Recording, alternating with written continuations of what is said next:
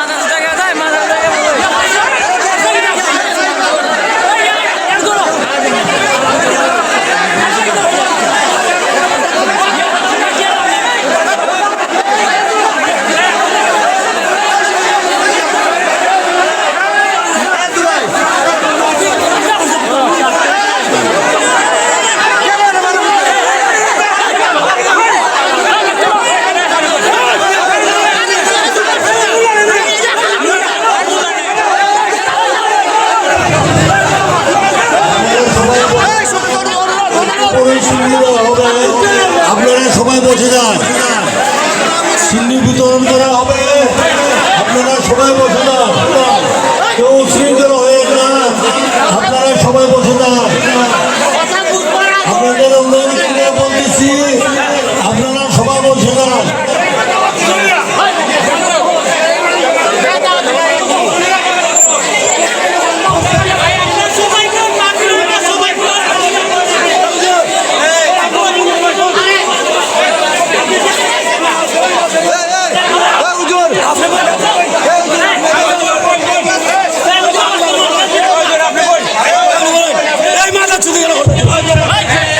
সবাইকে বসে, সবাই বসে, আপনারা বসে, আপনারা বসে,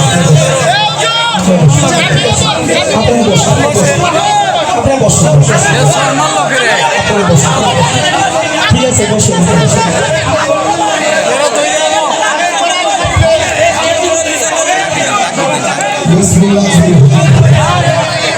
আজকে সবাই যারা দাঁড়াইছে আমাদের আমাদের প্রিয়জন অতিথি, আমাদের প্রিয়জনই অতিথি, তাদের মধ্যে আমরা দেখবো। আপনারা দয়া করে বসে, আপনারা দয়া করে বসেন।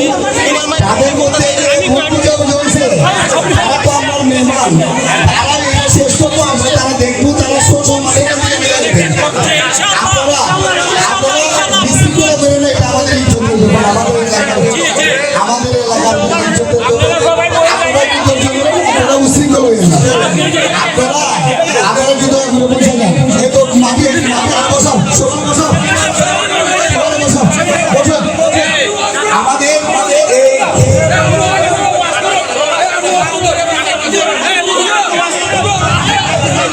আমার মাওলানা শামীম হোসেন আল কাদরি উনি আবার ওয়াজ শুরু করবেন।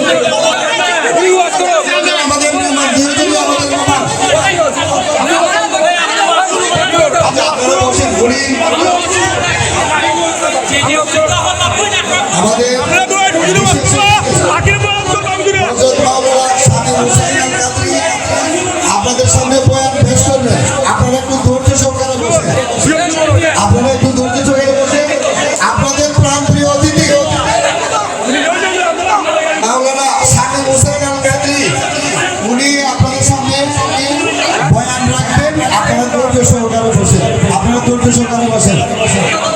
আল্লাহুম্মা সাইয়্যিদিনা মাওলানা মুহাম্মদ ওয়া আলা আলি সাইয়্যিদিনা মাওলানা মুহাম্মদ। না না আমার চিন্তা না, যারা এখানে আছেন রাস্তায় আপনারাও আসেন। আমি রেজবিয়া দরবারের কয়েকজন প্রতিনিধি দেখছি, আপনারাও আসেন। কারণ এক আব্দুর রহমান রেজবির জন্য আপনারা পুরো রেজবিয়া দরবারে বদনাম করেন না। হ্যাঁ সবাই চিনে যেহেতু আপনারা কেউ দিকে চলে আসেন, একজনের কারণে আপনারা পুরো দরবারে বদনাম করেন না, আল্লাহর রাস্তায় চলে আসেন। এটা বললেন আপনারা সবাই চলে আসেন, রেজবিয়া দরবারে যারা আছেন আপনারাও আসেন।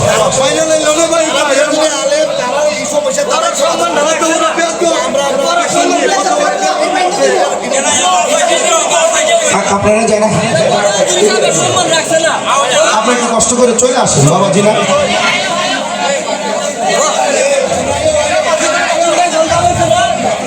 আপনারা কষ্ট করে চলে আসেন, কষ্ট করে চলে আসেন সবাই। লা ইলাহা ইল্লাল্লাহ লা ইলাহা। আমার শুধু দুই চারটা কথা শোনেন, এই ব্যাপারটা কেন হয়েছে আমি আপনাদেরকে একটু বলি, শোনেন। আপনারা শুনলে বিষয়টা একবারে সুন্দর হবে। আমার আম্মা যে 1 বছর অসুস্থ, এটা বলছিলাম যে আপনারা শুনছিলেন তো। গত কয়দিন আগে বিজয়নগরের পাইকপাড়ায় আমাদের একটা মাহফিল হয়েছে। আমি বিশেষ বক্তা ছিলাম, উনি প্রধান বক্তা ছিলেন। তা আমি 9টায় মাইক ধরার কথা, আমি ঠিক 9টায় গেছি। তো উনি তার আগে আরেক মাহফিল আছে বলে স্টেজে বসে ছিল। তা আমার স্টেজে উঠাই দিয়েছে, ওনারা নামায় নিয়ে গেছে। এখানে কি আমার কোনো দোষ আছে? তা আমি এটা আলোচনা করে আমি নামছি। নামার পরে আমি ফেসবুকে একটা ভিডিওতেই দেখছি উনি মানে আমাকে নিয়ে সমালোচনা করছে যে আমার আম্মা অসুস্থ হইলে আমি আমার মার অসুস্থ ফালে ওয়াজ আছে কি লেগে। আমি এটা শুধু ওনাকে আমি পার্সোনাল বলছি, বাজান আপনারা তো কল দিয়ে আপনি ধরেন না কেন? উনি আমার বলছে যে ওয়াজ মাহফিলে থাকি তো ঘুম থাকে, এই জন্য ধরি না। এবার আমি বলছি আপনি তো আমার আম্মার, আমি যে আমার আম্মা অসুস্থ বলছি আপনি সমালোচনা করছেন, আলম হয়তো এটা করা ঠিক না। এটা বলাতেই উনি চল লাগাই দিচ্ছে। আসলে আমরা যারা এখানে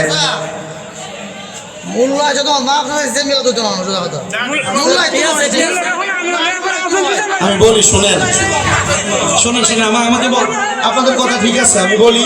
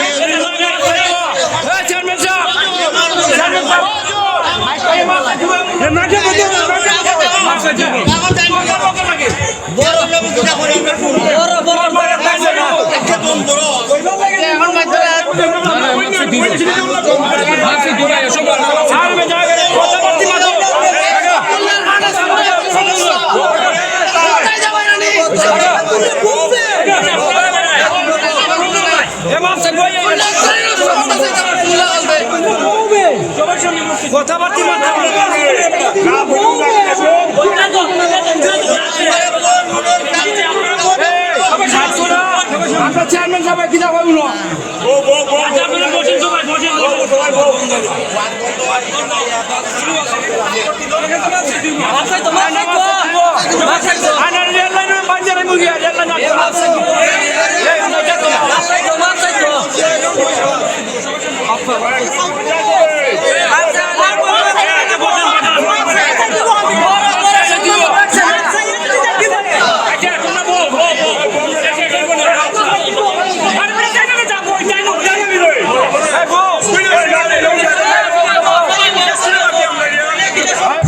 কোনো উদ্দেশ্য নয়, আমাদের উদ্দেশ্য যেন হয় মুসলিম উম্মাহ আহলে সুন্নাত ওয়াল জামাতের প্রচার এবং প্রসার, ঠিক না?